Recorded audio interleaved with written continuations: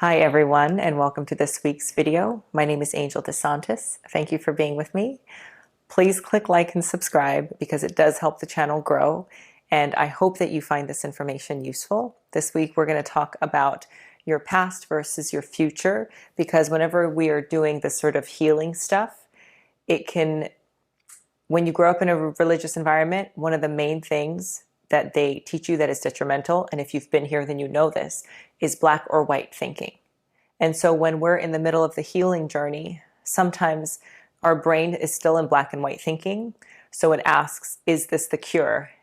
And if you don't feel 100% better, then you think, well, that wasn't the cure. Nothing can cure me. Or it's on to the next. And you're always trying to look outside of yourself for, quote, the thing. There's one thing that's the cure. And it can feel like you keep on trying these different things and they keep on not working. And so there must be nothing out there for you, as opposed to if you were not in black and white thinking and you were just along this path of healing, then you would recognize when you are getting 1 to 3 to 5% better. And again, when you look over the trajectory of time, a 1 to 3% bump in trajectory is incredible. It's a really, really big difference.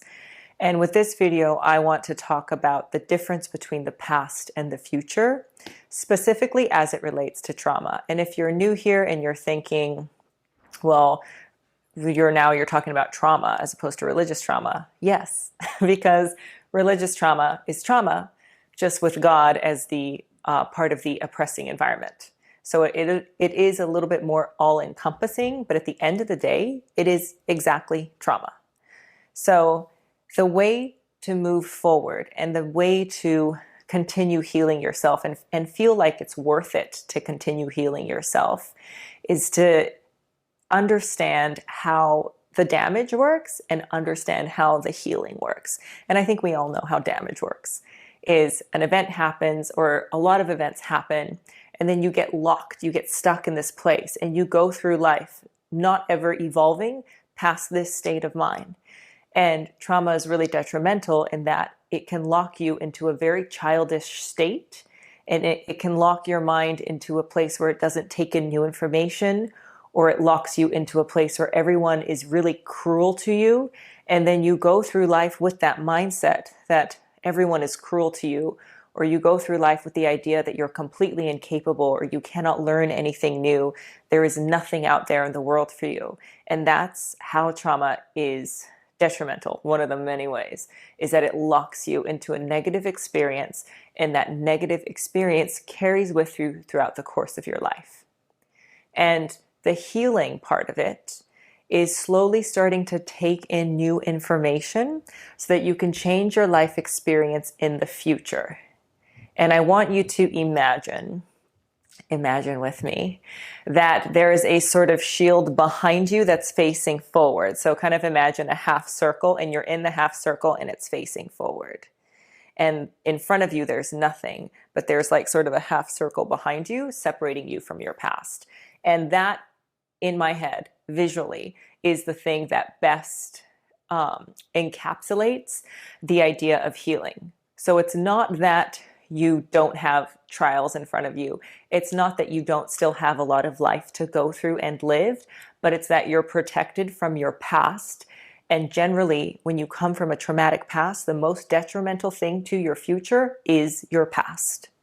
And so creating that barrier around it and kind of thickening that barrier and making it conscious, I feel, is what the healing does, is it starts to slowly separate you from your past, just like one thing at a time. And you start to create this sort of protective barrier, and you start to understand that looking forward, there is so much out there for you that is a new experience that won't be tainted by the past, because you have created sort of a protective barrier behind you. So hopefully that's not like too woo-woo. It's just a helpful visualization for me to think about being protected from my past, and what is that barrier made out of? Like, what is the thing that protects you from your past? And what it's made out of is going to be personal for you. But what it's made out of for me is the understanding and the conscious acknowledgement that whatever is in front of me is new, And even if it feels familiar, I am not in my past. So my past doesn't look like my future, and my future doesn't look anything like my past.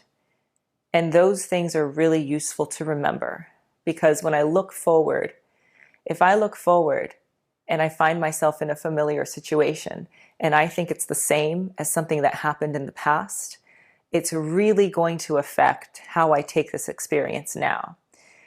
And the thing is I am very far away from my past.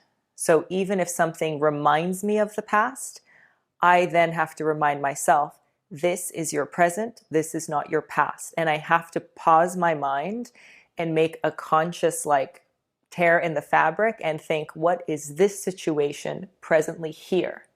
And even if it reminds me of something that happened before, it is not that thing that happened before. So what is here now? And then what I do is look for truth in the present moment. What is true right now? And I try not to bring up, quote, truths from my past.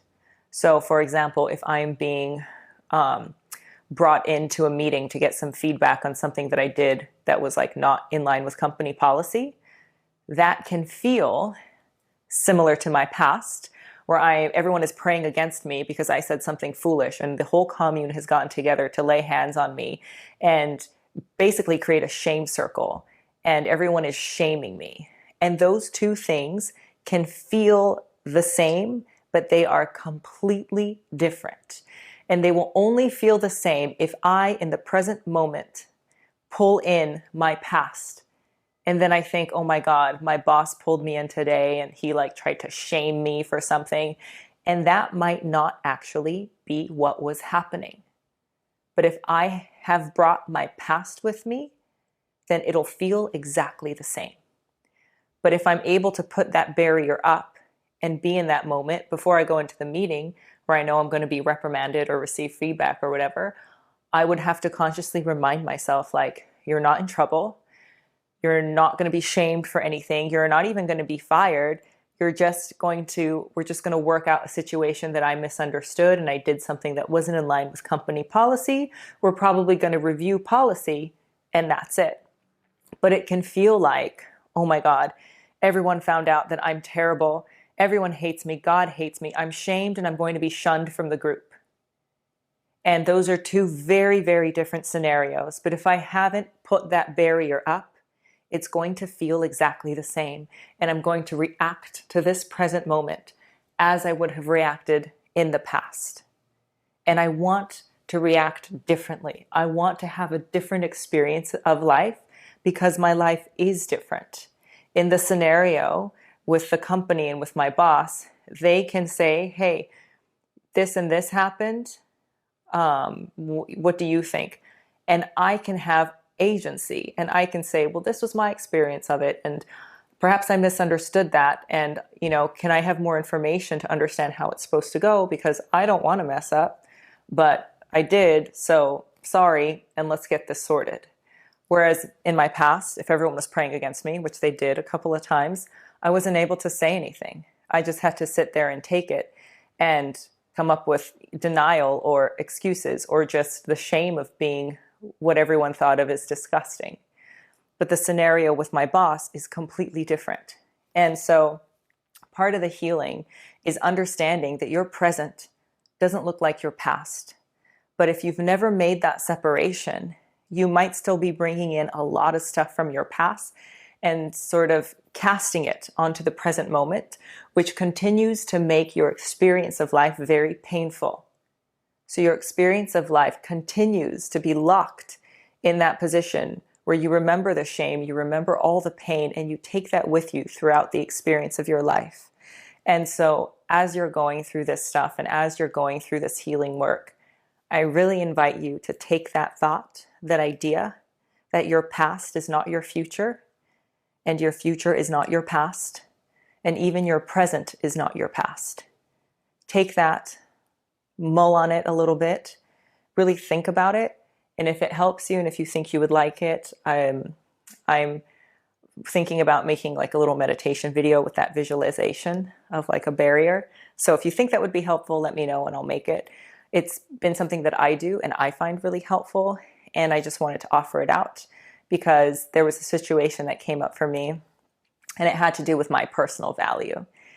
And I wanted to state a different value. I wanted to be like, no, my time is worth this much.